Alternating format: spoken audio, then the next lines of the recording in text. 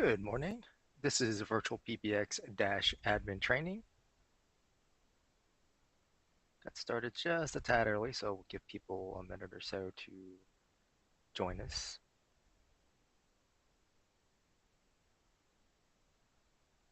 The training lasts about an hour and a half, hour and 40 minutes, depending on load times. We do record these trainings, so if you can't stay for the whole time, that's fine. You can always come back later and watch the rest of it when it's more convenient for you. That also allows you to share the link with other staff members who may need to become system admins or who may already be system admins. Feel free to make use of YouTube's chat feature to ask questions about any feature.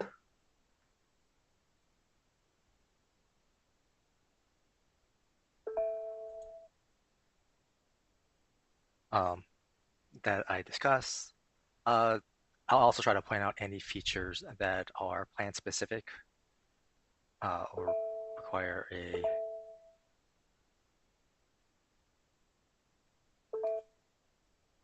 an additional fee or plan change. Sorry about that.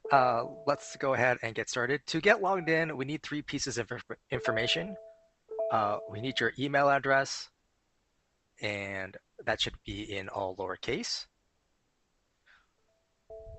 Then we would need your password, which should be password specific. And then finally, your account name, which is typically your company name or organization name. If for some reason you don't have access to that, down here just above the sign-in bar, we have a forgot your info link. You can click on that, and we still need your email address, right? What you use to log in with. And then one of the two, either the account name here or a phone number that's on the account, right? That's one of your customer-facing phone numbers. And then you click on the reset password. This will send you an email that has a link to get you to your account page. All right, once you get to the account page, you can change your password. It's going to log you out. You're not going to be able to do any other changes to the account at that point. And you'll be back at this page here, and you would want to enter in that new password you stated, and then click on the box to remember me, and then click on the login button. Now, I'm using an account I've logged into several times, so I'm getting taken directly to my dashboard page. If it's your first time logging in, you actually get taken to your user account page. You can always get to your user account page by clicking on your name up here at the top, just to the right of the center.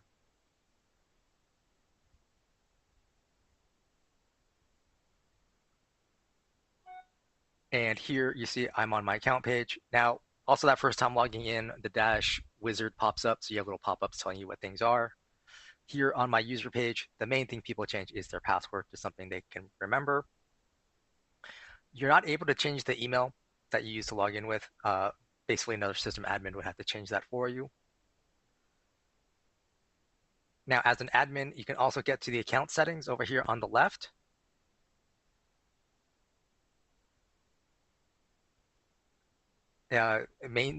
Major things you can change are like your technical contact, right? The person who's your essentially your technician. You can also change your time zone for the date and time here, as well as the display language, excuse me. If you need to change the account name, you actually want to email our billing team, and that's billing@virtualpbx.com. Basically, they have a bunch of things they have to make sure are synced up properly on their side. Over here on the left are add-ons. This is a new feature. Basically, going forward, this will allow you to add additional features to your account directly instead of going through our services team.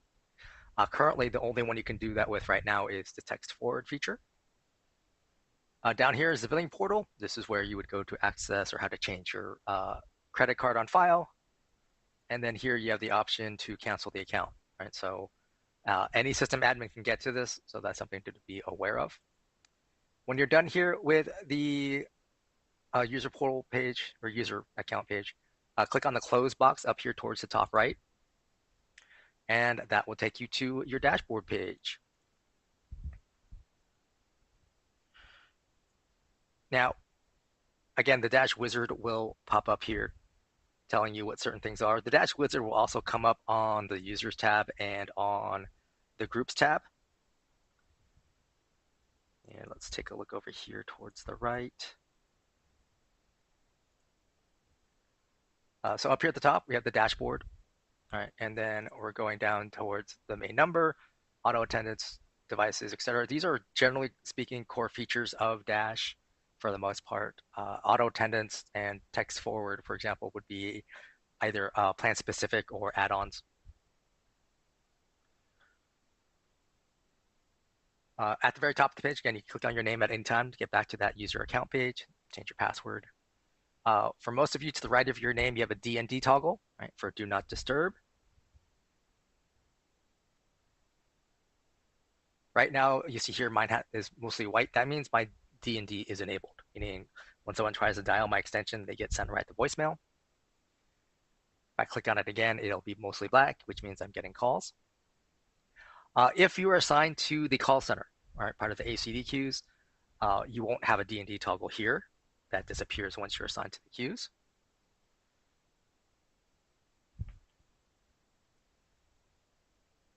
The little phone handset icon here, that opens up a new tab and takes you to webphone.virtualpbx.net. This is a VoIP device. It allows you to use Chrome or Firefox on a computer to make and receive calls. It does have a login page, and it uses your Dash login information. The little chat bubble here, that actually opens up a new tab and takes you to virtualtext.app. So if you're making use of the virtual text feature, you can log in there and text your customers. The question mark icon here, this opens up the chat window at the bottom right of your screen. So that way you can chat with our support team so they can help you with any features. We have the 3 horizontal line icon here. That is your menu icon. The majority of our training will be here on the dashboard, which is that top left here. But we'll touch on all of these others. And then the arrow to the right is the logout icon. Now, total users, I have 9 users on the account. So that means I'm paying for 9 people. And these are people who make and receive calls. Total devices, I have 21, and a breakdown here. First up is Softphone. Right? This is a software application that uses your internet connection to make and receive calls. It means it's a VoIP device. This, in terms of this breakdown here, this Softphone includes the VirtualPBX soft phones that you've added to the account, as well as any third-party soft phones. Right? Basically, you're using a soft phone app from someone else. All right, cell phones, you can add cell phone and landline numbers as devices on your account. Now, when a call ends up on a cell phone number or a landline number, right, that's the endpoint, right? There's no way to, when your staff member picks up a call on their cell phone number, they can't transfer that call to another person on your account, right? They either have to take a message and have that colleague call the customer back, or the customer has to call back in. The way around that is making use of the soft phone app on your cell phone. Web phone, that's that Chrome or Firefox device, right? So on a computer, still a VoIP device. And SIP phone, this is a piece of hardware. It's a physical phone, plugs in typically via Ethernet to connect to your router to get on the internet to make and receive calls.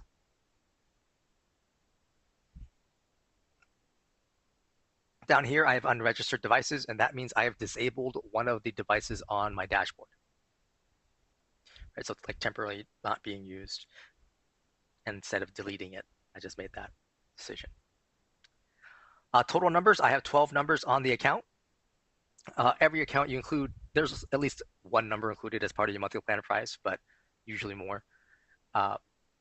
If you just signed up with this, The additional charge for extra numbers is $1.99 per number, generally. Right? There's some exceptions. There will be some exceptions. Down here, I have a breakdown here of assigned numbers and spare numbers. Assigned numbers means I'm using it, right? It's going someplace. Someone can dial those numbers and expect to speak to someone or leave a voicemail, right? Join a conference or be sending a fax. Spare numbers still count towards my allotment of numbers.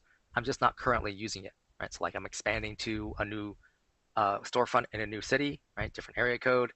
I got the number ahead of time so I can start producing the marketing materials, but it's not active yet because no one's at that store to answer calls. Or I'm taking a number out of service temporarily. Right? You had a promotion running, it's over. You're like, okay, let's get that out so we're not getting calls about a promotion that's no longer in effect. Down here, I have USDID and US toll-free. US toll-free is actually US Canada toll-free, right? An 800 number, 888 all the way down to 833 currently. USDID, that just means a US local number. Right? So number in San Jose, California, USDID, just as if you had one in Grapevine, Texas. You can have international phone numbers on your account if you would like. You would want to email our porting team, and that's porting at virtualpbx.com. They need to know the city and country that you're interested in getting a number in. They'll let you know if that's possible or not, and if there are any other additional requirements, usually some sort of documentation, right? And that all comes from the country in question. Conference bridges, I have two. That means I've enabled the conference feature on two of my users who can then host or moderate a conference. Over here towards the top right, I have two main numbers, right? These numbers behave in the same fashion, right? They're going to the same location on the system. They're going to have the same main greeting. You can have many main numbers if you want. You can have none if you want. It's really up to you. Conference number. Oops, did not mean to do that. So you can have multiple conference room numbers if you want. It's the number anyone can dial as conference numbers to join a conference. That includes your staff, right? They have to dial that number. They'll be prompted to enter the conference room number and the PIN number, and then you're having a conference call. The fax box number, you can have one main fax box number, and this is your inbound fax number. This also allows you to edit the fax box so you can allow for outbound faxing as well. Then we have the company directories. There's two download links here. The first one is the CSV file, which basically you download it, open it up with your favorite spreadsheet program, and it will show you the staff members, their names, their extension numbers, and their primary devices. The soft phone, directory, that's for use with the VirtualPBX desktop soft phone application, right? So if you're using our app on a Mac or Windows PC, you can download this file and then upload it to your VirtualPBX soft phone there, and that will show you the status of the other VirtualPBX soft phones on the account, right? So if they're on a call or not, right? So it's an easy way to see. Now, if you have people using multiple kinds of devices, you're not going to see the status of those other devices, right? So if I look at my soft phone and I want to talk to my colleague Mike, I'll see if he's on his soft phone or not. But if he happens to be on his Yealink phone, I'm not going to know that. The VirtualPBX store, this is a link that opens up a new tab, takes you to store.virtualpbx.net, and you can order things like a VoIP phone, among other things. Account realm. The account realm is unique to each account. You can, and it's used for a couple of different things.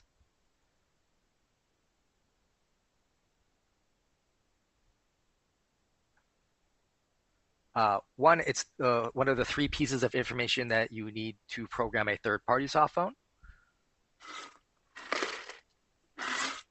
And then the other thing is used for outbound faxing. So once you have your fax box set up, you can enable outbound permissions. And that means when you send a fax out, you do it via email. Right? So you open up your email like you normally would. In the to field of that email, you put the plus sign, the number 1, the area code and phone number you're faxing to, and then your account realm. Then you just need to attach a PDF or a TIFF file and hit send. Right? The system doesn't look at the subject line or the body of the email. Right? It's checking the to field, the from field, and the attachment. It's only going to send one attachment. And again, you want to make sure it's a PDF or a TIFF file. Right, up back here towards the top, I have VPBX new hire sandbox, and then I have this caller ID icon here. I can click on that, expands out. Now, unfortunately, this pull down doesn't show the numbers, but this is you can choose any of your main numbers, right? So I have two numbers I could choose from. You select one. The one you select becomes your default number. For instance, for your VoIP phones, when they make an outbound call, by default, they're going to use this number. Next up, you have the company caller ID name or CNAME. This is an optional feature. You can enter up to 15 characters, including spaces or special characters in this box here to the right, and then we associate that with your phone number. Then for your company emergency information, or E911, the system wants a North American address. For Canada, for the zip code, you just put in your postal code, and where it says state, put in your 2-character province abbreviation. And then you click on Save Changes. Now, once you click on Save Changes, if you've put information here in the company caller ID name field, right, as I said, it gets associated with your phone numbers, that information gets transmitted to the other carriers who support this feature so they can update their databases or their servers. It takes them about 3 business days. Now, there's several caveats you have to be aware of when it comes to this CNAME feature. One, not every carrier supports it. So if you're making a call out and a call routes through a carrier that doesn't support it, right, that information doesn't reach your destination. Along with that, the final carrier, right, that last carrier that you're reaching to, they have final say about what shows up on the phones on their network. So the ideal circumstances, they see the phone number that we sent and the name that we sent, and they just pass it through. But they have other options. One, they can look at the number. They can look up that number under their own databases, which may not match what we had updated on our side, and use that information instead. Or they can just send the number through. Now, that last option where they just send the number through, that is typical of the cell phone carriers. Right? They basically just say, hey, here's a number, and we're just sending that through.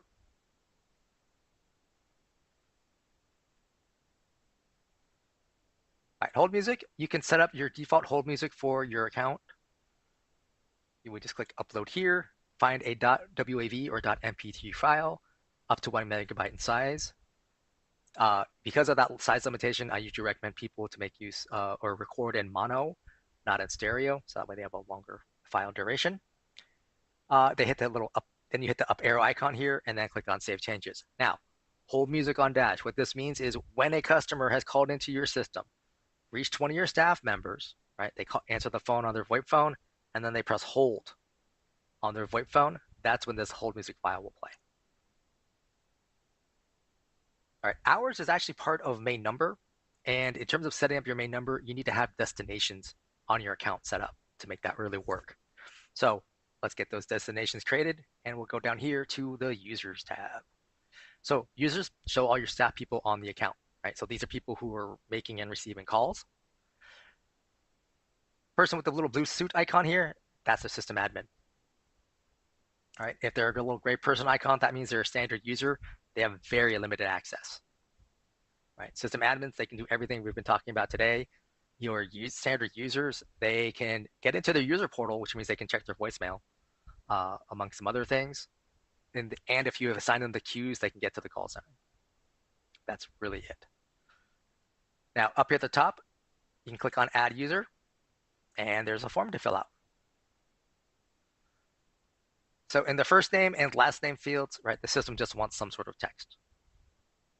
I mean, you can literally go A, B, right? This is just fine. The email address used for login needs to be unique for each user, right? So you cannot keep reusing an email address. That will cause a problem. The password, right? You create a password for that person, and then their main extension number, and you can enter in what you want it to be. Now, this system started off with extension 1000, so it's suggesting 1012 as the next one, but I can enter a different extension number if I want to.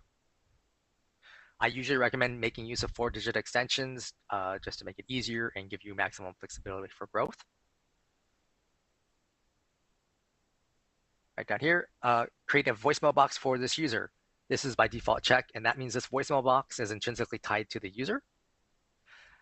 So for instance, if you get a user created and with this, you kept this box checked, you added a VoIP phone and get it registered, that staff person can pick up their VoIP phone and dial *98, right? That will log them directly into their voicemail box you just created.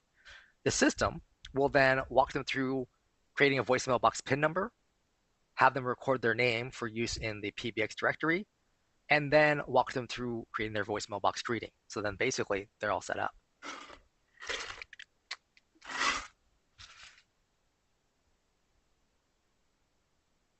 Here you have the option to include in the user directory or not, right? Click on check to put them in, or leave it blank to leave them out. You can change this later. This here option here is send emails to an alternate address. So the email address you use for login by default, that's what the system uses to communicate with your staff, right? That's what it uses for password reset emails or voicemail notification emails. If you don't want those notifications to go to the email address you use for login, you would click on this box here and then add and enter in a different email address in the field provided. Right? And you can change this at any time.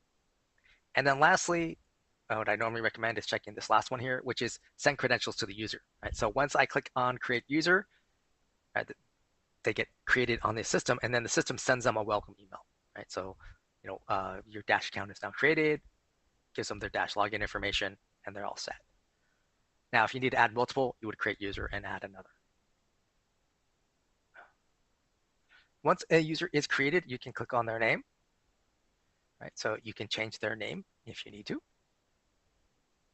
Here's your option to change their credentials. If you click on it here, you can change their email address up at the top. Then you would change their password and retype it here.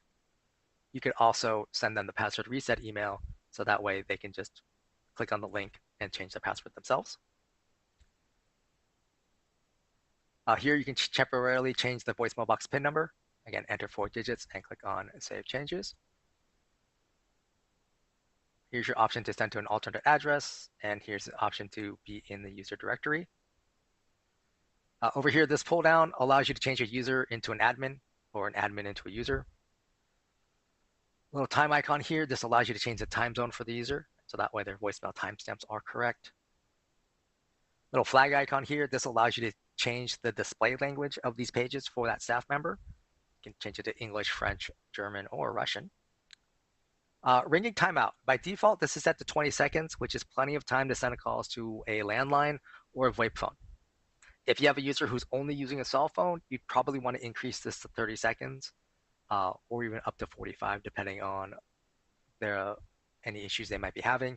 It simply takes more time to route a call to a cell phone than it does to a landline.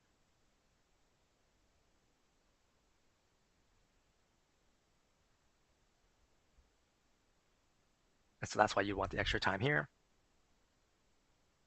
The extension number box, you can add an additional extension to each user. The phone number box, you can add a phone number directly to a staff member.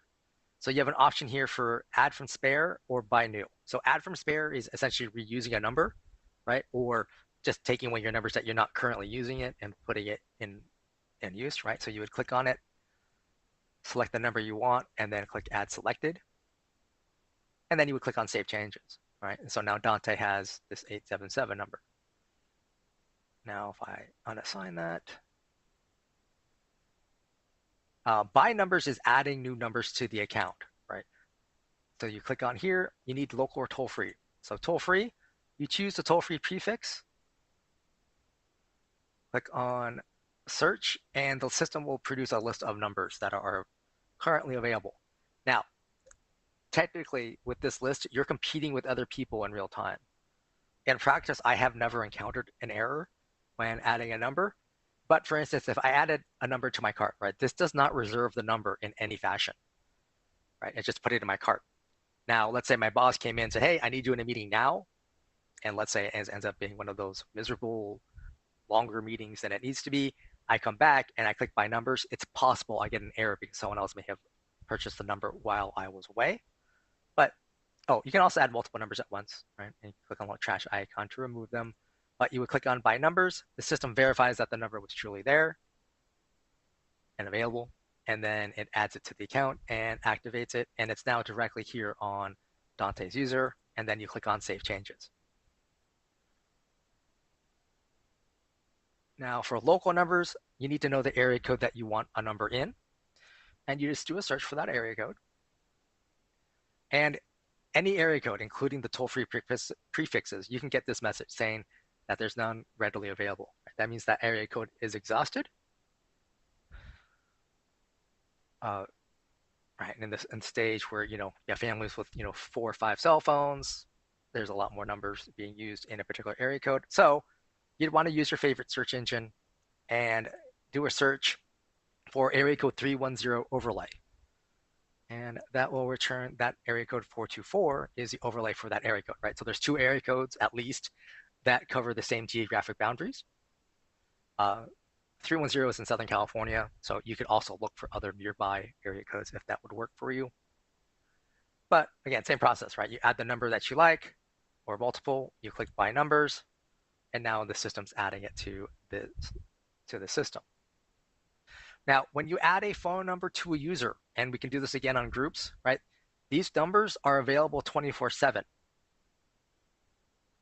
right? They don't have hours of operation, holidays, or anything of that nature.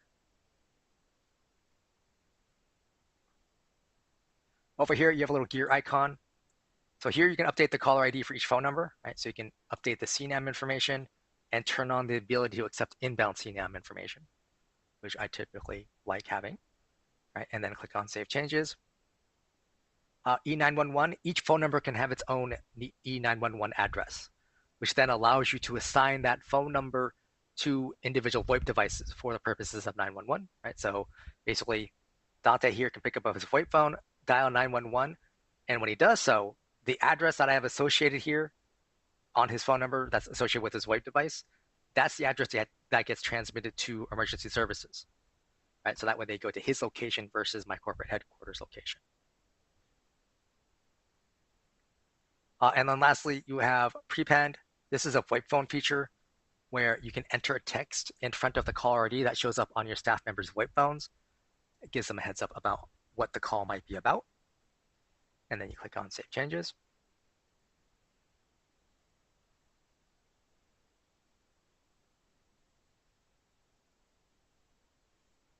Next up, we have the devices box. So this is where you would add a new device to a user.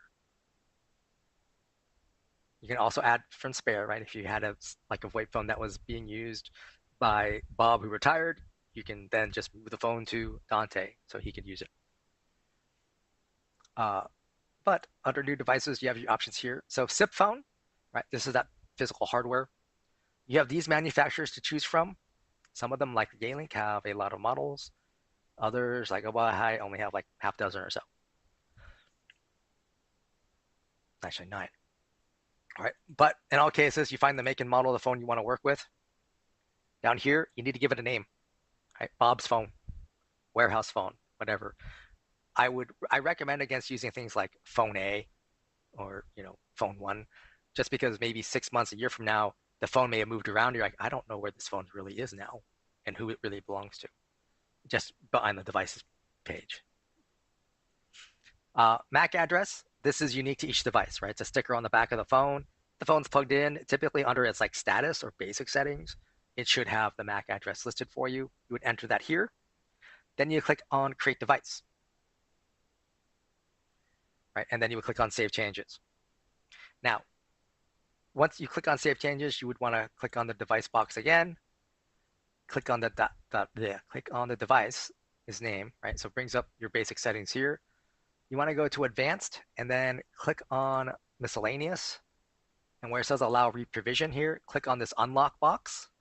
This should disappear, and then click on Save Changes. Now, as far as our dashboard is concerned, you're done, right? And basically that last step there is telling the system, say, hey, this phone's going to reprovision, allow that information to go through. You then need to log into that phone's web user interface. Right? Typically, that means getting the IP address of the phone, putting that in the address bar of your browser, log into the phone's interface. You need to give the phone a URL. Basically, you're telling it to, hey, go here, get your config file. For the specifics of that, you want to go to our support pages, just do a search for auto provisioning. It's going to have screenshots of these various manufacturers, the proper syntax for that URL, and usually a couple settings just to double check. Right? You then click on confirm or save or update, and then you click on auto provision now. Right? The phone's going to reboot a couple times, generally speaking, and then it would show up as a green device here on your account.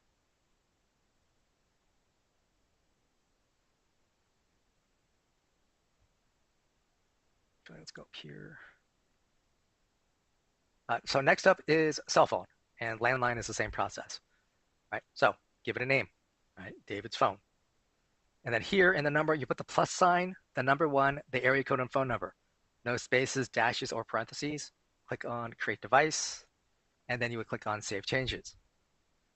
So we click on David's cell here. You see I gave it a name. Here's the proper format for the phone number.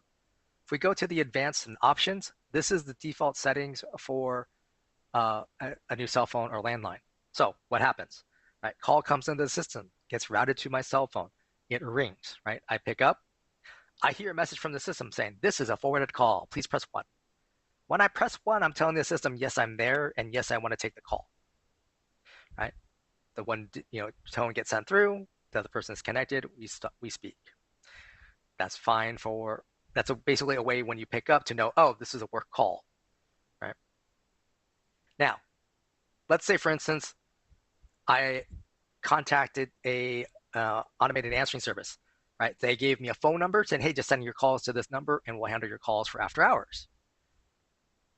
Most of those answering services are automated, right? So there's not a person there necessarily ready to press 1, right? Initially, it gets to some kind of automated message before it gets to the person that your caller would speak to. So in that instance,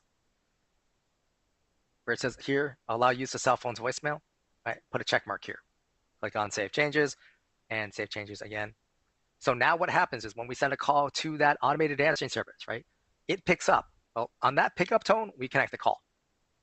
Right? No need to press 1, no message about this is a forward call. So then your answering service handles the call from there out. If this is really my cell phone, right? If I have this checked, what can happen is my cell phone voicemail can pick up, and that inbound call ends up on my cell phone's voicemail.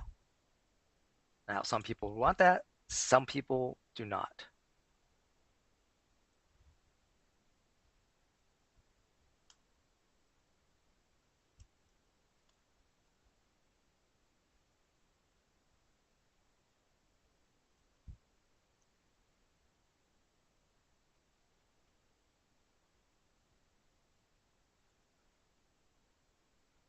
Right. So the other thing that could sometimes come up is this one here, keep original caller ID. So what this is say customer Mary calls into the system, gets to my cell phone. On my cell phone, I see customer Mary's phone number.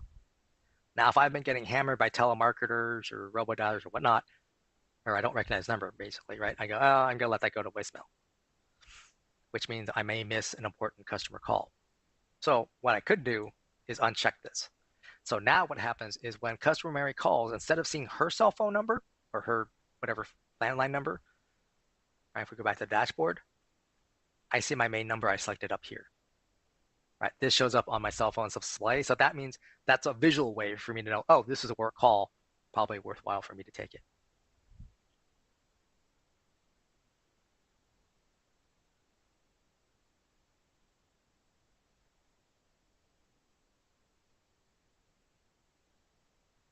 Oops, did not mean to do that. Let's go back to the user's page.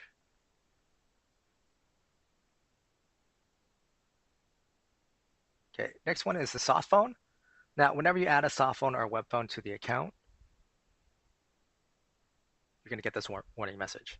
I recommend at least reading it once, if not a couple times.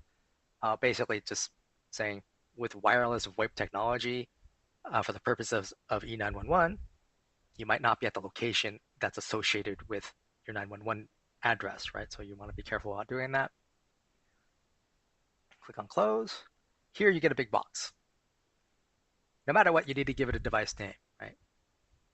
Dante's phone, whatever. Now, this setup here is for a third-party soft phone. meaning you're using someone else's app, not ours. Right. So then in that case, you would copy and paste the SIP username and use that to help program that third-party application. Click on the SIP password box and then copy and paste this. Do not change it. Right. And then here's that account from. Right. So those are 3 pieces of information you would need to program or provision a third-party soft phone. Down here, below where it says view configuration guide, there's a big toggle, right? It says use third-party application, which is the default. If you want to use the VirtualPBX soft phone app, you need to click on this, right? So now it says use VirtualPBX application. Still need to give it a name. And then I click on create device, and then I click on save changes. Once I click on save changes, right, who's this? Jan here gets an email saying your VirtualPBX soft phone is ready. And that has the username and password. Right, so they can log in. So, and just so we're clear, your dash login information, right, that you use at dash.virtualpbx.com is different than your soft phone login information. That option for the soft phone, right, to say use VirtualPBX application, right, that only shows up here under the user page. If you go to the devices tab and add a soft phone, you're not going to get that option.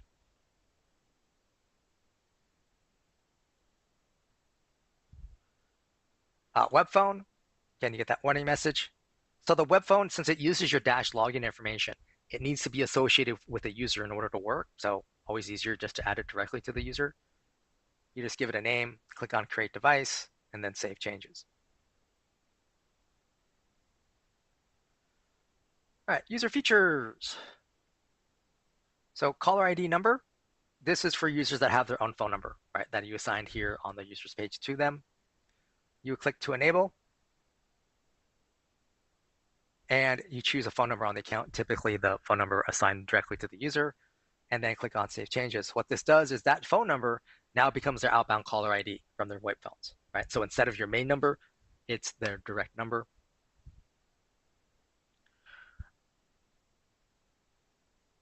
Right, this is typically something like your salespeople would want more than necessarily all of your staff. Excuse me. The virtual text feature, this allows for texting on your account. You need to enable it here, choose a phone number on the account, usually a main number, auto-attendant number, or even a number assigned to the user. Click on Save Changes. Once you click on Save Changes, they get an email welcoming them to virtual text. Has its own login, right? So it's potentially you have 3 pieces of login information. If you don't have this showing up on your account, you wouldn't want to reach out to our account services team.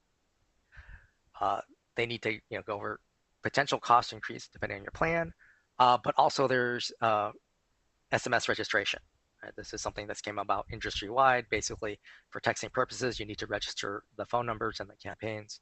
They can go all into that. You can get some more information that in the show notes. There's the business SMS webinar series. I don't even know how many we're up to now, but basically they cover registration among other things in that series. All right, voicemail box. Basically, this is default settings, right? It's enabled. Voicemail to email, basically that means when an email gets left for you, you get an email saying, hey, you have a voicemail. It has in the body of the email, it's got like the date, the time, phone numbers involved, extension number involved, as well as, because we have attached voicemails to email enabled, you get an MP3 attachment, right? So you can just double click on it and listen to it right there on your email. Voicemail boxes can hold up to 100 messages. After that, they are full and cannot accept any more. And by default, you have 3 ways to listen to messages and 2 ways to manage your messages, right? So the first way to listen to a message is via email.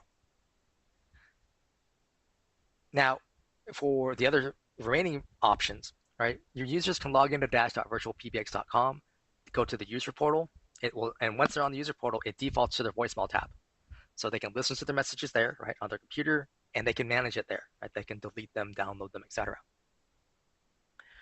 The other way is over the phone, right? So if you have a phone number that goes to your virtual receptionist, plays a main greeting, gives you menu options, right? Your staff members can dial in from a cell phone or landline, hit *97, then the system will ask them for the voicemail box number and their PIN number. They can listen to it over the phone. They can delete them via that way. From a VoIP phone, you don't even have to do that, right? You just pick up the phone and dial *98, enter your PIN number, and then listen to and or delete your messages that way. You do have an option here to delete after notification. So this is for particularly busy voicemail boxes that you don't want ever to get full. So for instance, like a support voicemail box, right? So basically what happens is once the email gets sent out, the system deletes the voicemail from the system. So there's no way to check via the user portal or calling in. You can only check via email.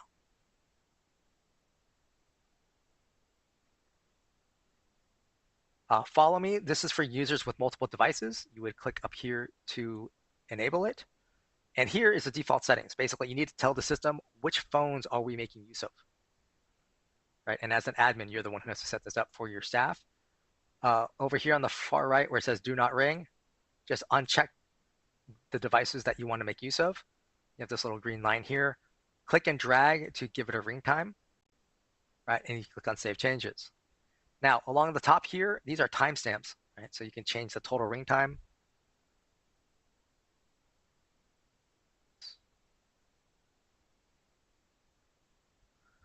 Right? I can also click Distribute. So now I'm equalizing my ring time between these two devices. I can click and drag, click Distribute again. So now it's ringing my phone, web phone first versus my soft phone. Now, one thing to keep in mind is if this user is in a ring group, right? One of the next features that we'll be talking about. The calls from the group ignore the follow me settings of the user, right? So in this case, if I'm in a ring group, all three of my devices are going to ring, right? Even though I said that this last one here is on do not ring, calls from the group will ring that phone. And any changes you make, click on Save Changes.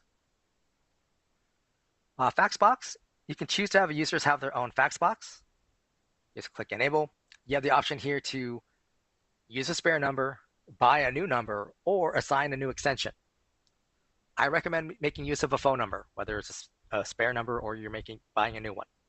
Right? When you select an extension number, you kind of restrict this fax box.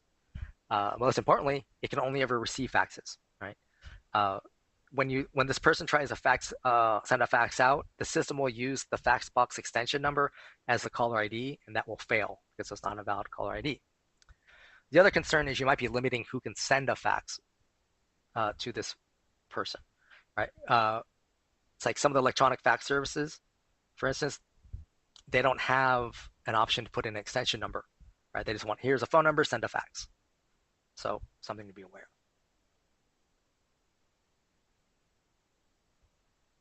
Conference bridge, click up here to enable. Once you do that, that means this person can moderate or host a conference. And then the other thing you would need to set up here is their PIN number and then save changes. Your staff members can change the PIN number via the user portal, and we'll cover that towards the very end. Call forwarding. So you have off, on, or failover mode. Your staff members can turn call forwarding off or on their own, either via the user portal or directly from their VoIP phone. Right? Failover mode is something you would need to set up, and that's if their VoIP phone becomes unregistered for any reason, and a call comes to them during that time frame. The system will automatically forward the call to the phone number you designated. Right? So here you choose cell phone or landline. It doesn't really matter.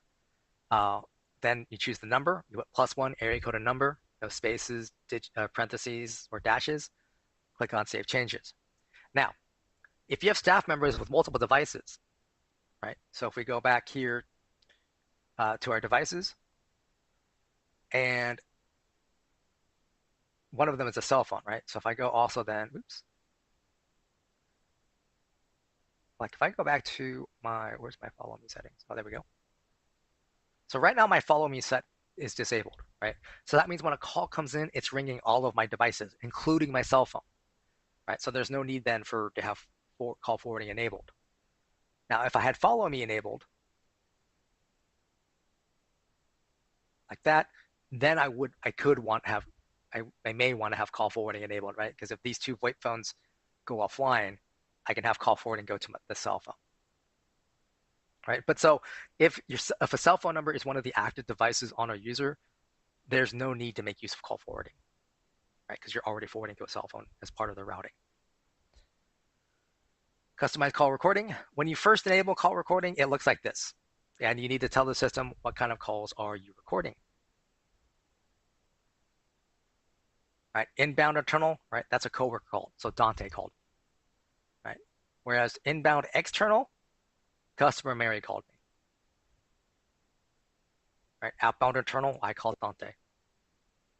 Outbound external, I called customer Mary. So what we often see is something like this, right? The external ones only, or all of them.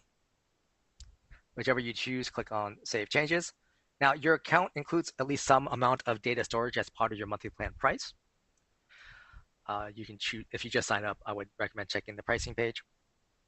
If you're recording every call and you have heavy call volume, you might want to look at storing your calls via AWS, right? So you need to talk to our account services team, but you can turn on what's referred to as AWS integration, which can link your Dash account to an AWS account of your own, and then basically store all your calls with AWS versus with us, which, again, for high volume, going to be more cost effective. Music on hold. You can choose to have your individual staff members have their own hold music. Click to enable. You can use this pull down to select any media file that's already on the account. Otherwise, click on upload. Find the file on your device, right? .mp3, .wav, ideally recorded in mono. Click the little up arrow icon and then click on Save Changes. And again, this is after they press hold on their VoIP phone. That's when the message will play. Do not disturb. Again, if I don't want to receive calls, I would click to enable. Once I want to take calls, click this again to disable it. And hot desking. This is a VoIP phone feature. When you enable it, you need to give it a hot desk ID. If you're using 4-digit extensions, I just say make the hot desk ID their extension number. You can choose to require a PIN number, and then you would click on Save Changes. So this is for VoIP phone. This is a VoIP phone feature. Generally speaking, it's used for like hybrid scheduling or a shared office space, right? So if I come into the office on a Tuesday, I sit down at desk number 2, I pick up the VoIP phone there, I hit *11 on that phone. That turns on hot desking. It asks me for my hot desk ID. I enter that. It then tells me calls will now be sent to this device, right? So the rest of my workday, any call that's coming to my user rings at the phone I'm sitting at. End of my day, I pick up the handset, I hit *12. That turns off hot desking and I go home, right? Next time I come in the office, I sit down at desk number 7. Same process, right? *11 and then the hot desk ID.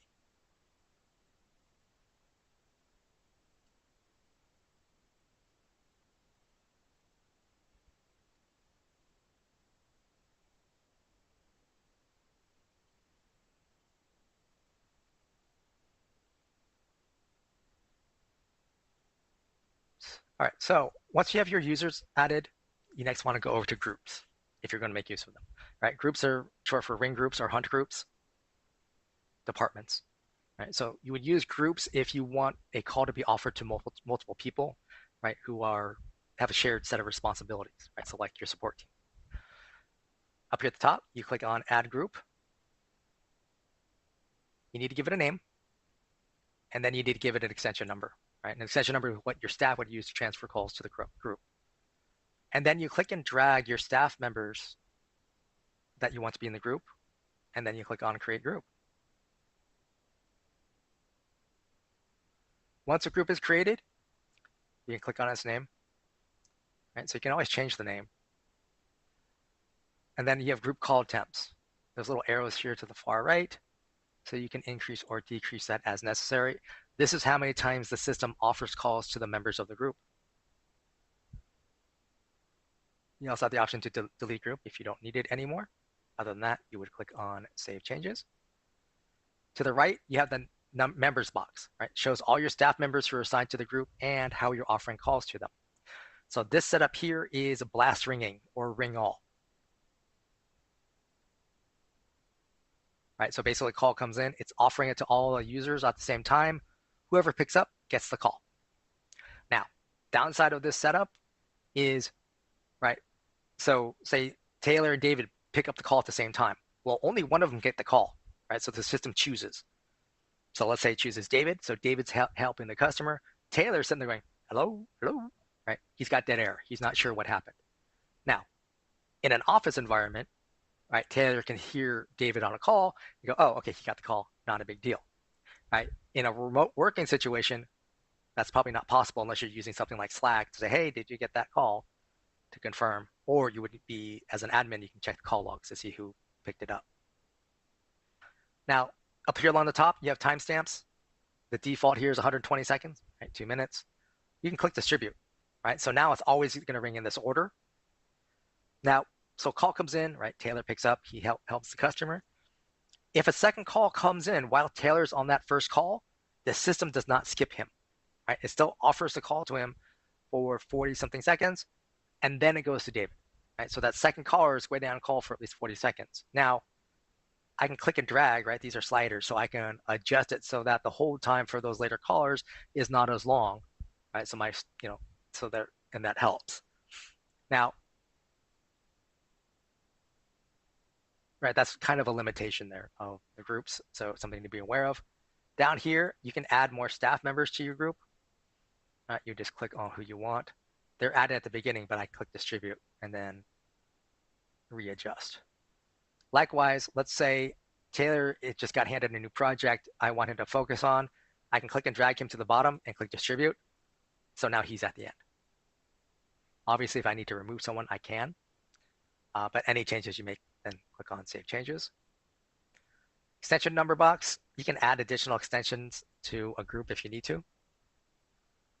Just like users,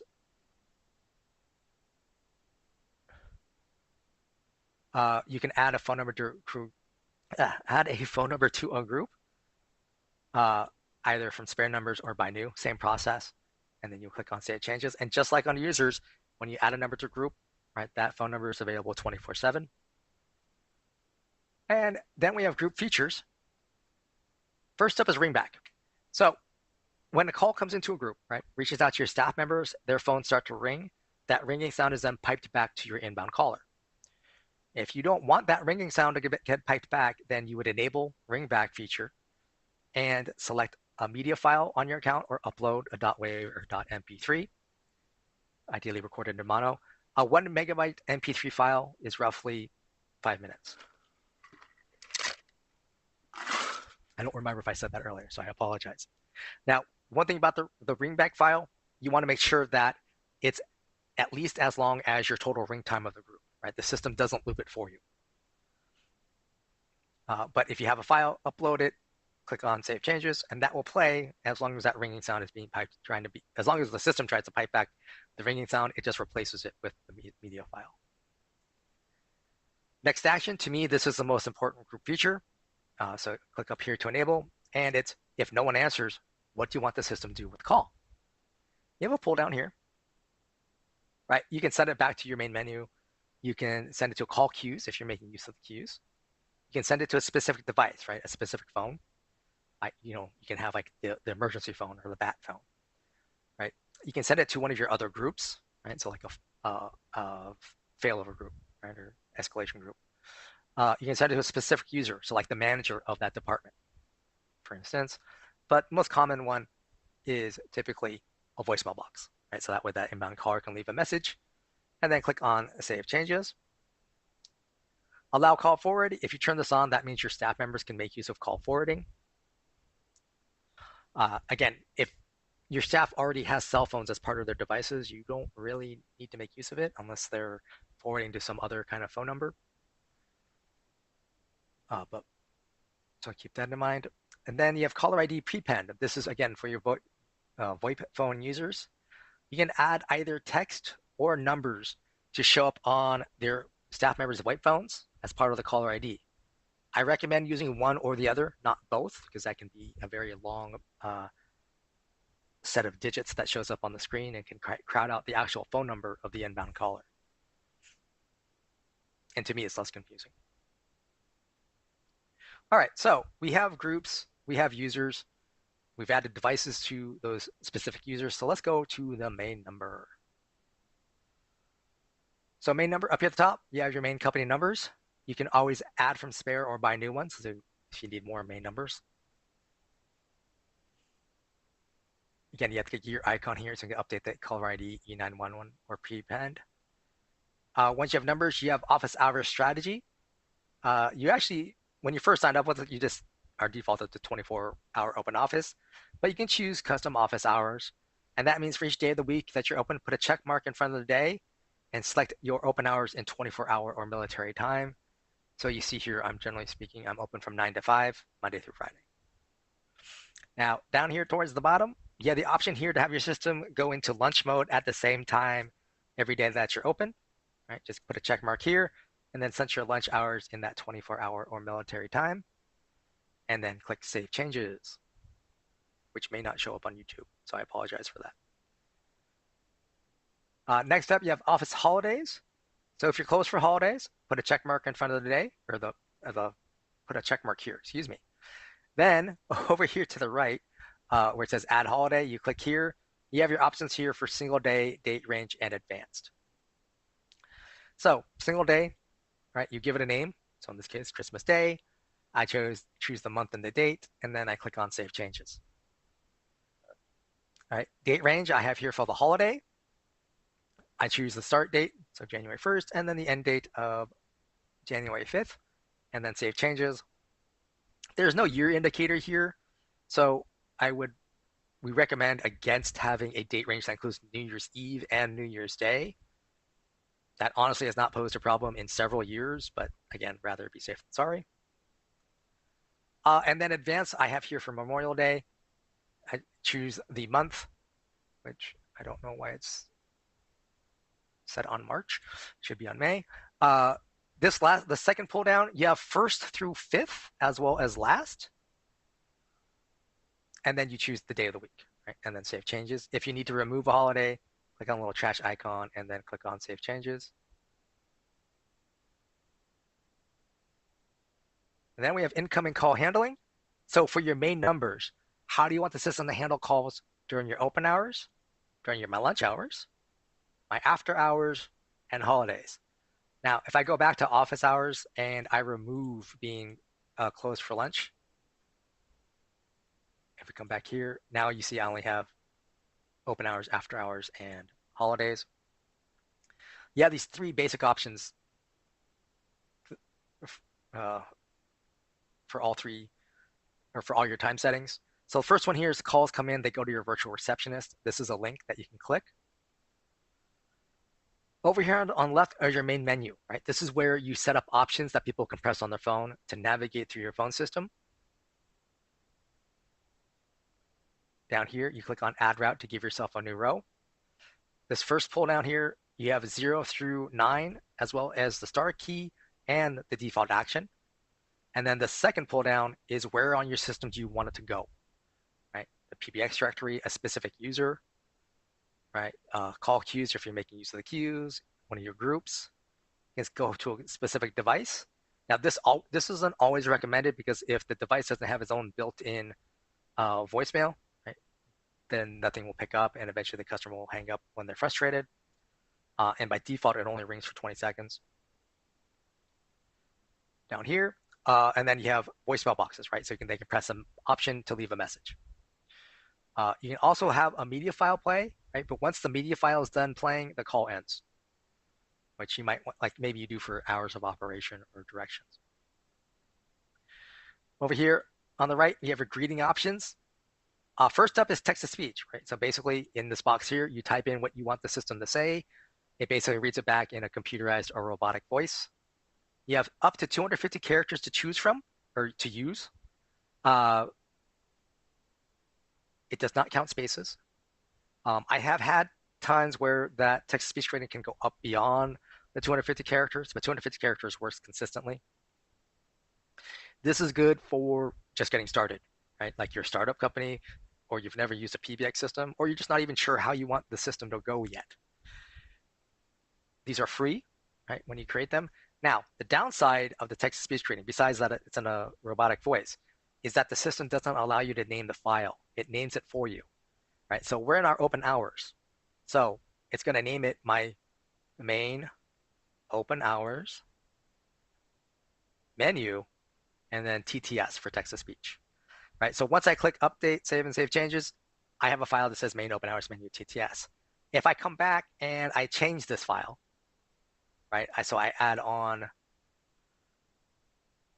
right?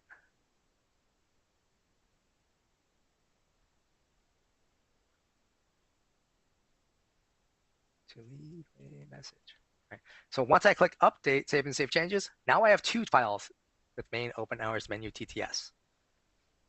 That's important because on a pull down, you may not be able to see or tell the difference between the two, right? So if you make use of a text-to-speech greeting, once you've hit update, save, and save changes, over here on the left, click on greetings, and you can find that file, click on the little wrench icon, and change the name to something that you would recognize.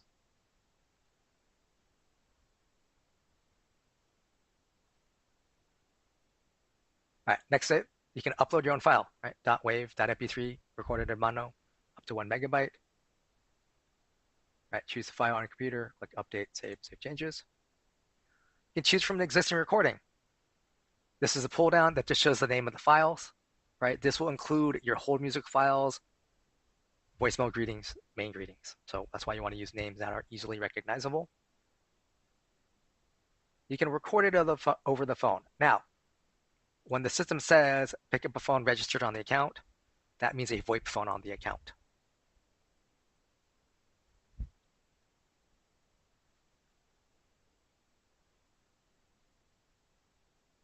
Right, and then this PIN number here is specific to this time of day, right? So if I call in on Saturday, this PIN number would not work.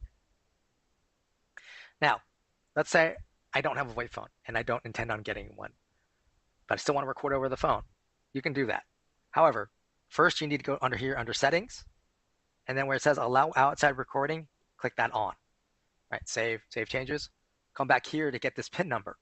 So now you call your main number, and if you don't have a greeting in place, right, it'll tell you that the recording for this menu has not been recorded yet, and will ask you for the PIN number, right? If you have a file in place, let's say you started off with text-to-speech and you listened to it and you hated it, right? No, that's not going to work, right? Well, with that greeting in place, you can still call in, you can still enter this PIN number, and the system will switch it over into recording mode. It'll walk you through recording over the phone. You have the option to save. In the instance where there's nothing there, it's going to name the file for you. It's going to have like an alphanumeric string as the file name. If you already have a recording in place, so let's say you have main open hours menu TTS, right? You call in, you record it over the phone, the file name stays the same, right? But the content you just overwrote. And that's more important when it comes to like holiday season, because sometimes people get in a rush and forget. You can order a professional recording, right? You click order here. This opens up a new tab and takes you to Snap Recordings. And that is, then you can order according from them, right? They would then deliver to you via email, and you would upload your own recording, right? They bill you directly. Basically, we just have that relationship where we offer to send you to them. And if you have any kind of service issues with them, you have to take it up with them, unfortunately. All right, under settings. Oh, and I should point out, it's very rare that any of our customers have reported any issues with Snap Recordings. Like once every 3 or 4 years, it seems like. So number of settings, number of retries on misdial. This is how many times your inbound caller can make a mistake. Right, so they get one attempt built in, right? So by having the number 1 here, now I'm giving them 2 attempts. Right, so call comes in and they press 3. The system will wait amount of time to make sure they're not entering multiple digits. And then they will hear the main greeting again so they can enter in a second time. Now, on that last attempt, the system does one of 2 things. So if you have a default action in place, after that second attempt, the system will transfer the caller, in this case, to the smart PBX directory. If I don't have a default action, it will end the call. Dialing timeout, this is how much time the system listens for a button press after the first one. Right? So that caller calls in and presses 3, the system's going to wait for 5 seconds. It says, oh, you meant option 3, which does not exist, and there's no extension number 3. So then it either does a retry, or if you're already done with the retries, it will say, we did not recognize your entry, goodbye, and end the call. We already covered allow outside recording. So here, allow dialing extensions. By default, this is on. And that just means if they enter a valid extension number, the system will transfer the call. Right? If I turn this off, that means they can only press my menu options.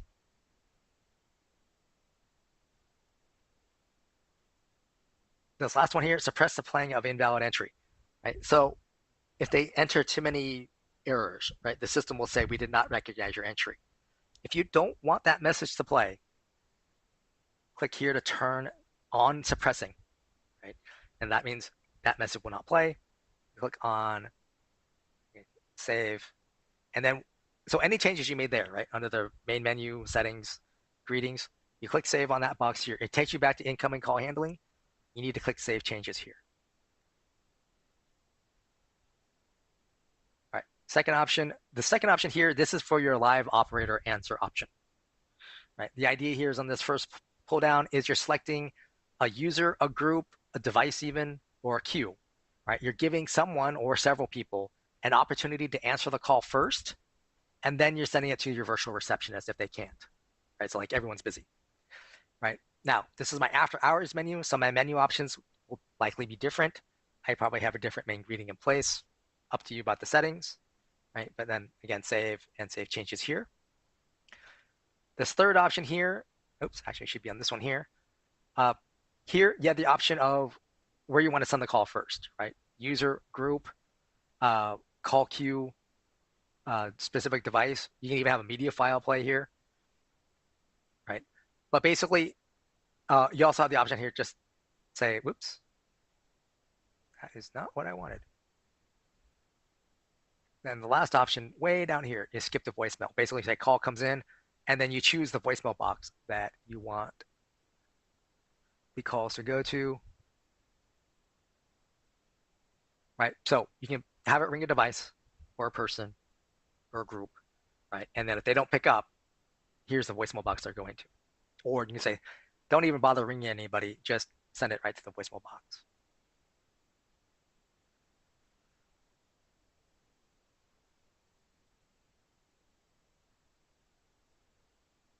Hold on a minute.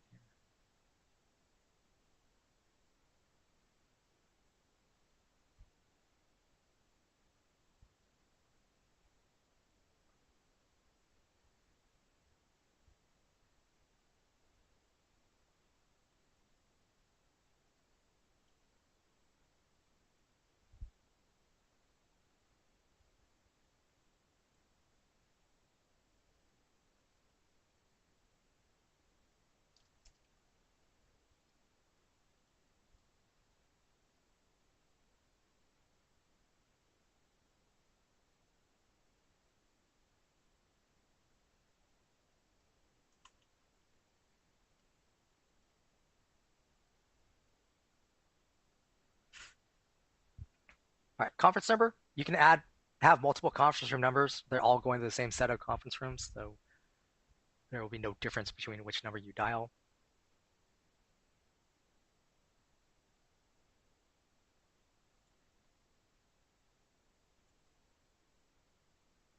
Up here, you can choose to have a custom conference greeting. Right? You just click enable. Unfortunately, it's only text-to-speech, so it's going to be in that robotic voice.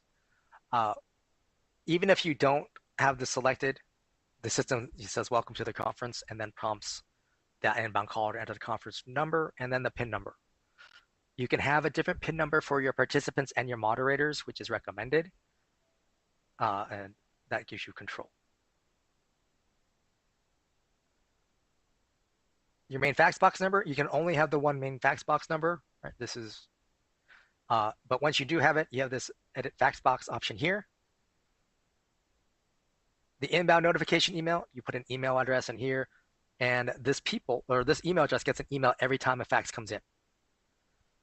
Right? Now, that email is going to have the date, the time, phone numbers involved, and it'll have a PDF attachment so they can just click and view the fax. One thing to be aware of is someone dials your fax box number and hangs up, it still generates an email in the system. It just says there is a failed inbound fax attempt. Now, in the body of the email, if you have like has the phone number, it might say wireless number. That tells you right off the bat someone misdialed your number. Right now, if it's a number you recognize or expecting a fax from, you'd want to contact that person and have them retry. The email permissions in this box here to the right, that's designed to put your company's email domain. That way, anyone at your company can send a fax out on the system, even if they're not a user on your Dash account. Right? They just need that proper format, that +1 area code and number, @ your account realm, attach a PDF or TIFF. Excuse me. What did I just do?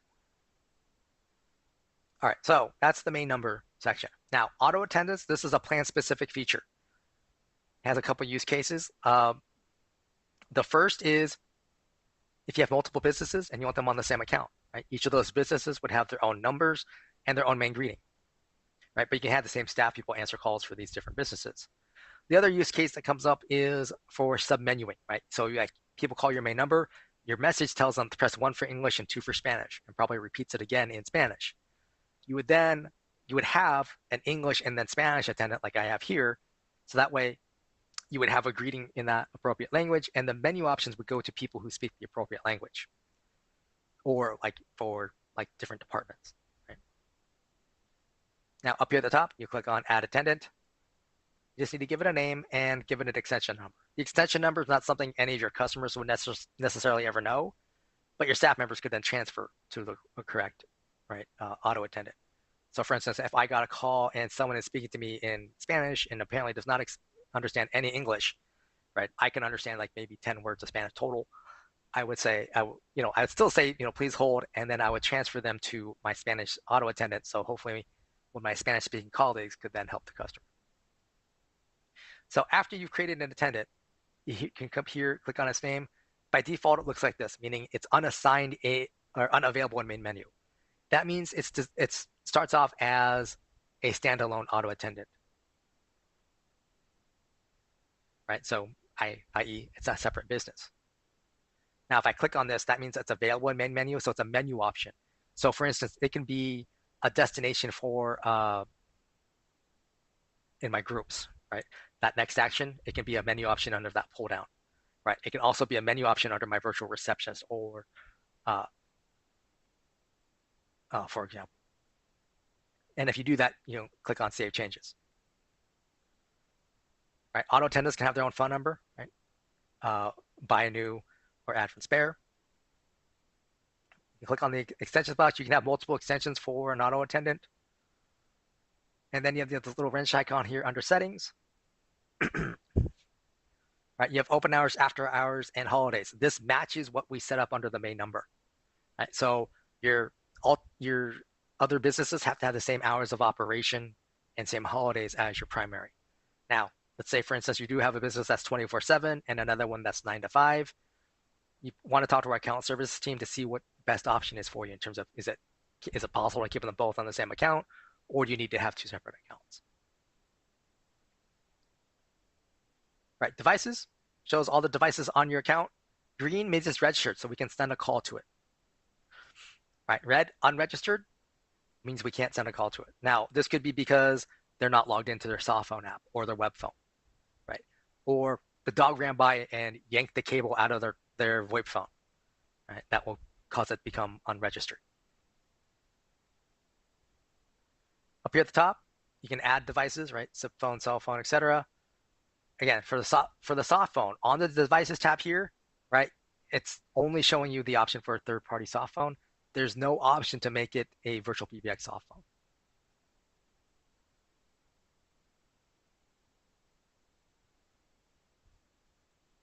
Here you got a little wrench icon on the far right.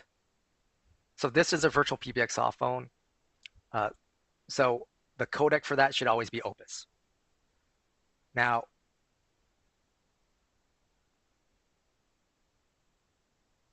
no, that's still VirtualPBX.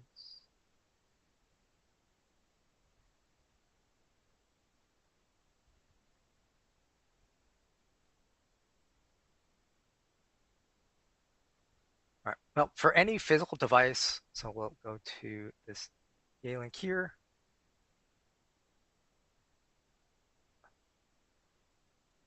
Right.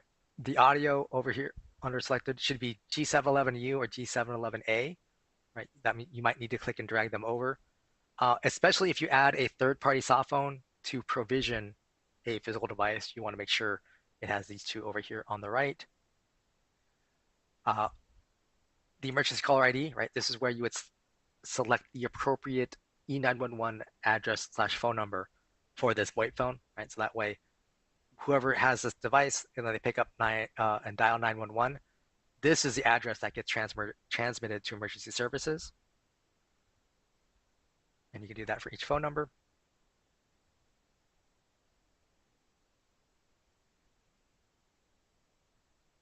All right, the greetings tab, this shows your greetings or your media files on the account. You've got the file name, so whatever it was named. Under source, TTS is text to speech. Upload means you uploaded the file. Recording means you recorded it over the phone. This column here allows you to play back the media file directly in your browser. If for some reason that doesn't work, then this download column lets you download the file directly to your device, and you can use your device's media player to play back the file. And then here under edit, your little wrench icon here, this allows you to change the file name or completely remove it if it's no longer valid.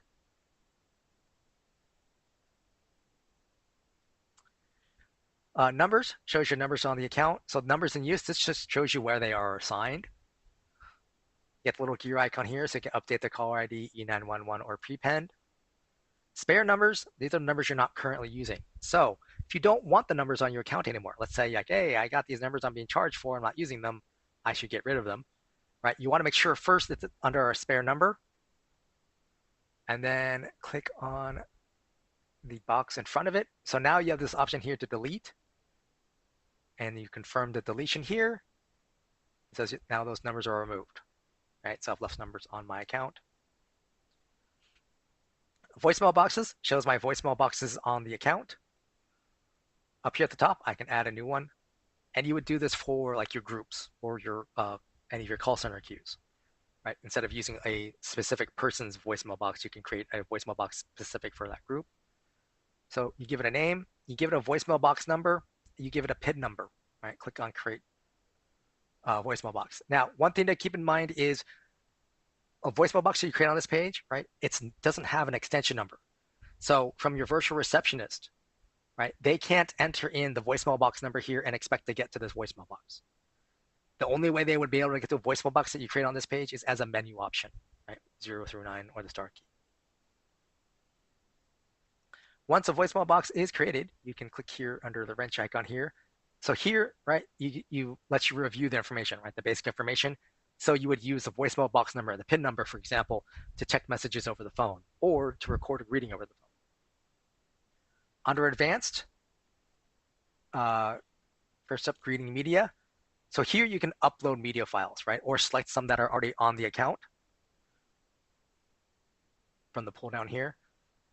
Media file is what you typically want playing, right? That's your default message. The temporary file, this is for out of office or vacation messages. If you have files under both of these selected, the temporary file plays. The media file will not play again until you set temporary back to none. All right, you can upload files here. .wave, .mp3, recorded in mono, up to 1 megabyte. Recipients. So the voicemail boxes that were created with the user, right, they have a built-in recipient, the email address used for login. But for any voicemail box, you can come here and add a recipient here. For any voicemail you create on the voicemail box page, you would want to add at least one recipient. So you put in the email address here, click add to add a second email address, and again, the third, etc. When you're done, click on save changes. And then you have options. So once you have greeting medium placed in recipients, click on already set up. And then down here, you can check to make sure that the email option is set. And for something like the support box, right, I should consider having it delete after the notifications are sent. So that way it never gets full. Then any changes, click on save changes. Text forward. This allows you to have text that gets sent to a particular number get forwarded via email, right? So at least someone can read them. Up here, you click on add number. You choose a phone number on your account, and then you choose either an email address or a webhook. A webhook, uh, you would have to have webhooks enabled on the account, which is essentially some level of programming. Email, you just need to enter an email address. You can choose one or the other, not both, and then click on create text forward, and basically text or SMS messages that come into this phone number get sent to that email or webhook.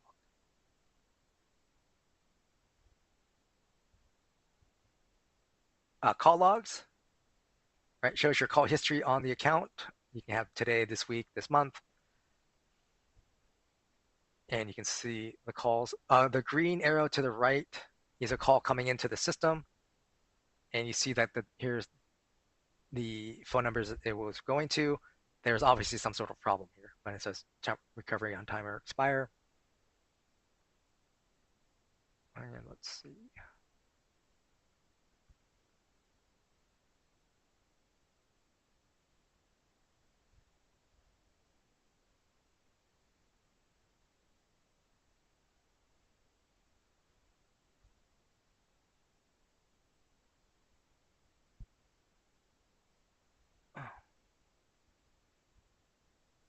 The yellow arrow to the left is an outbound call from the system, and that you can make sure it's from a device that's on the account or for on a user that you expect to see.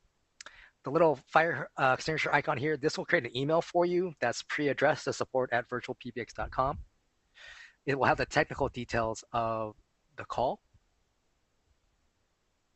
It won't have any context, right? So in the body of the email, type in why specifically you're sending in this call information, because sometimes just by the technical information, we may not know exactly why you're sending it in. Like if you're having an audio issue, we wouldn't know. Now, you have the option here to download these files. You also have it for this week and this today. So if you're good with spreadsheets, you'll get more information out of the call logs. The custom, you can change the date range. So let's say we can change July 1st. All right, so I can see and go back further back in time. The system will let you go back up to 12 months.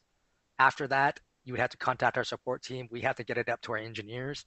They can go back up to 18 months total, right? So 6 months more. After that, the data is not available. If you need your call log data for some sort of compliance reasons, you definitely want to make sure you do this on a regular basis.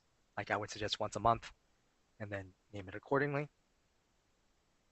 Feature codes, I've mentioned a couple of these during the course of this. These are ways for your VoIP phone users to access Dash features directly from their VoIP phone. Now, this information is also a page on our website,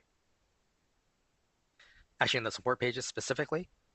You can look up feature code. You can do a search for feature codes. There's also a document called the Phone Commands Cheat Sheet, which will have like the context help included as well. All right, so then let us go to Blacklist. Blacklist is an included feature. This allows you to create a list of phone numbers that you are blocking from reaching your system, right? I.e. basically they dial your numbers, they get a busy tone. So like a known spam number or someone who's harassing you and your staff. Up here on towards the top right, you click on Edit Blacklists. You click Add to create a brand new one. Otherwise, you can click on an existing list. And again, give it a name. And then block anonymous. You should have the option to have this on or off. Off means so anonymous calls means we're not getting valid caller ID, right? So if you choose to block them, that means they don't get through,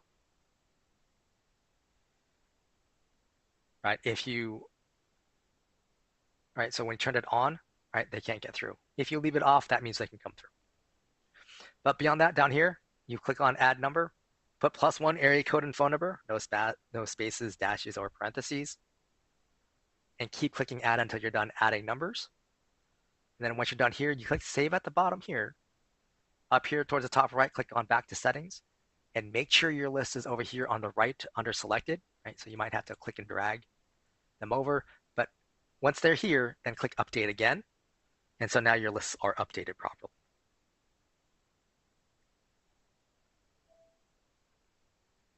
Fax manager or faxes, right? This lets you get to any fax box on your account. Starts off under the inbound fax tab here, so you can see the date and the time of a fax that came in, what number it came to, number of pages. You can download it. You can click here so you can remove it if you have, especially if you have a lot of faxes on your system. Outbound fax tab can get to any fax box on the account, so you can see the history of the outbound faxes.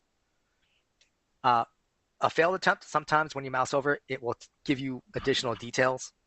And you can also click on the little far right icon here and down at the bottom, right? And this is basically saying, hey, we had an initial connection to the other fax machine, but we didn't get the proper tone to continue the fax. And that's why it failed. Usually that means you can try it, just have it, and the system retries a fax on its own 3 times. And then it sends you the email saying, hey, we had a failure, right? So then you can retry after that. The email to fax log. If you see anything here, that means this system had a problem processing that request, right? So you can click on the little eyeball icon here to the far right under details. And you see here that the error was no valid attachments. Now, that could be something as simple as someone forgot to include the attachment. It could be they didn't have a PDF or TIFF file. Right? But you also can see like the email address used and the format that they sent it out to. So for instance, if you see someone's personal email address instead of your company email address, that would tell you why it failed. Number manager, this takes you back to your spare number page. So you can see the numbers on your account. Reports, this will open up a new tab and take you to reports.virtualpbx.com. This is a plan-specific feature, so not available on all plans. Unfortunately, because it opens up a tab, it doesn't show up here under my streaming software. So if you go in my show notes, there should be the advanced reporting demo, which basically shows you what you can do. The advanced reports basically means you can create your own reports so you get a better idea of what's going on with your call history. Voicemails, this takes you to your voicemail manager so you can get to any voicemail box on the account. You just click here. You can even start typing it in. So here you can see the voicemail box. So a voicemail box that's getting full, for instance. You can come here. You can click on this icon here on the box so you can change its status. So like for deletion, etc. You can also, as an admin, send the voicemail to a different voicemail box. You went to the wrong person. You have the date, the time. Here you have the option to play back the voicemail here or even download it. Call center, this actually opens up a new tab. It takes you to callcenter.virtualpbx.com. Requires your dash login to get logged in. And this is the call queues. Unfortunately, again, because it opens up a new tab, it doesn't work well under my streaming software. But in the show notes, if you go click on the ACD Queues Pro demo, that will show you what the queues are about. Call queues are an advanced version of groups. So for instance, in the groups, I mentioned that when Taylor was on that first call and a second call comes in, it doesn't skip him. In call queues, it would, right? It would say, oh, he's on a queue call, skip, go to the next available person, right? So less hold time for the inbound caller. Staff members can also change their status in the call queues. So if I go to lunch, I can mark myself away. So now calls won't be offered to my user while I'm away at lunch.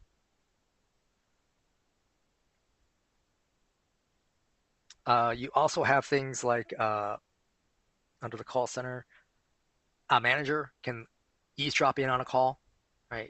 They can whisper to their staff member to help them as they're going through a call, and even barge in to take over a call.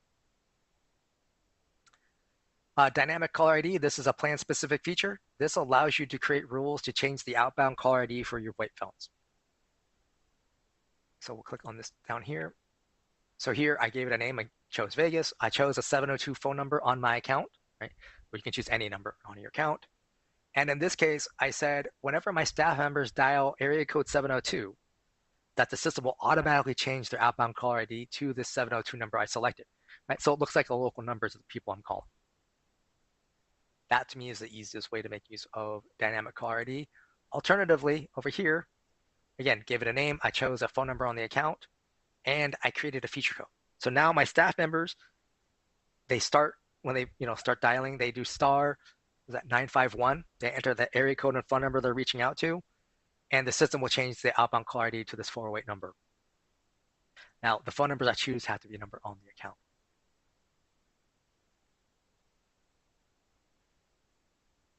All right, next up is monitor. This is another plan-specific feature.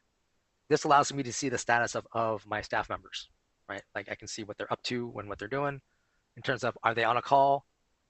Right, so who's available, who's busy. I can also go by device if I wanted to. Over here, each active inbound call would have its own box and then show me who they're speaking to among my staff members. Park calls, which show me the phone number, the caller ID of any car call that's been parked and the parking spot number. So then from my VoIP phone, I could pick up that parked call. The recording manager, this opens up a new tab, takes you to recordings.virtualpbx.com. I believe it's .com. It might be .net. It does have a login page, so it just uses your dash login, but there you see your call recordings, right? You can view them, you can download them, you can delete them, etc. Webhooks, another plan-specific feature. This allows you to link Dash to other software. You can go to developer.virtualpbx.com to see sample code of what we have done to link Dash to other software. Also in the show notes, there's an introduction to Zapier webinar, which also deals with webhooks to some degree. So that also gives you an idea of what can be done. This is programming. I'm sure for experienced programmers, this is relatively simple. For myself, it's a little bit complex. I usually have to read through guides as I go through it. If you're interested in this, you actually need to speak to our sales team as they have more information about this and about what it can do. And then lastly, we have the user portal.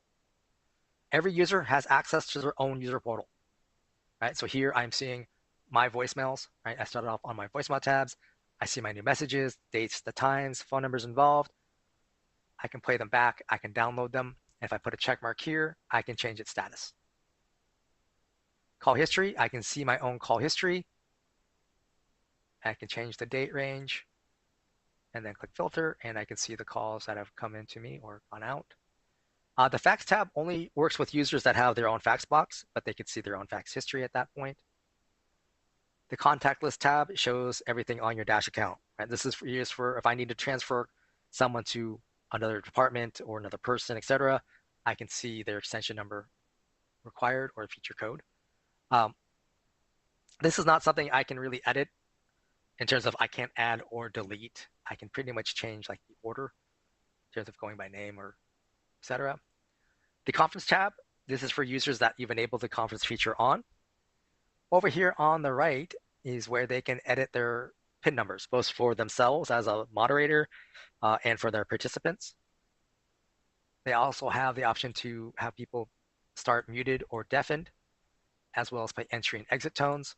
While they're in a conference, they can come to this page and under the plus sign, invite other Dash users to the conference, lock the conference so no one else can join, mute everybody, unmute everybody, or end the conference call. Also, while in a conference, each moderator and participant has their own box, so you can mute a specific person or even kick out a specific person if necessary. And then the settings and devices tab. Right here is where your staff members can enable call forwarding on their own. They just put a check mark here, choose the +1 area code and phone number, right? No spaces, dashes, or parentheses, and that's where calls will be forwarded to. And then they would click save. When they no longer need forwarding, they just uncheck it and then click save here. And that is everything. I haven't seen any questions come up, so I'm going to go ahead and end the stream. The business SMS series should have another session this coming Thursday. I forget what time, but if you click on the business SMS webinar series, it should tell you when the next one is, and you can ask to be notified. Beyond that, we'll be back here next Tuesday at 10 a.m. Pacific.